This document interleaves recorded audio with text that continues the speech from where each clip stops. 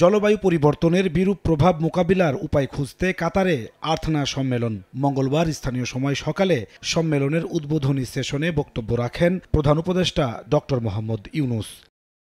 লিখিত বক্তব্যে ডক্টর ইউনূস বলেন, সহনশীল বিশ্ব নির্মাণের স্বপ্নের মধ্যেই দ্রুত গতিতে পরিবর্তন হচ্ছে জলবায়ু। ভূ রাজনৈতিক উত্তেজনা আরও গভীর হচ্ছে, বাড়ছে মানবিক সংকট। রোহিঙ্গা প্রসঙ্গ তুলে তিনি বলেন, 12 লাখেরও বেশি রোহিঙ্গাকে আশ্রয় দেয়ায় বাংলাদেশকে অর্থনৈতিক ও পরিবেশগত চাপ সইতে হচ্ছে। তাদের প্রত্যাবাসনে বিশ্ব নেতাদের উদ্যোগ নেওয়ার আহ্বান জানান তিনি।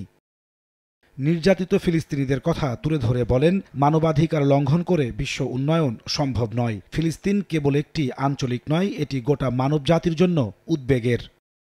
ডক্টর ইউনূস বলেন, সমস্যায় জর্জরিত পৃথিবী ভবিষ্যৎ প্রজন্মের জন্য জ্ঞান ও উদ্ভাবনী শক্তি কাজে লাগিয়ে সবুজ, টেকসই ও সহনশীল করতে হবে। জুলাই অভ্যুত্থানের বীরত্বগাথা তুলে ধরে বলেন, তরুণরাই বাংলাদেশের প্রাণ, ইতিবাচক পরিবর্তনের চালিকা শক্তি।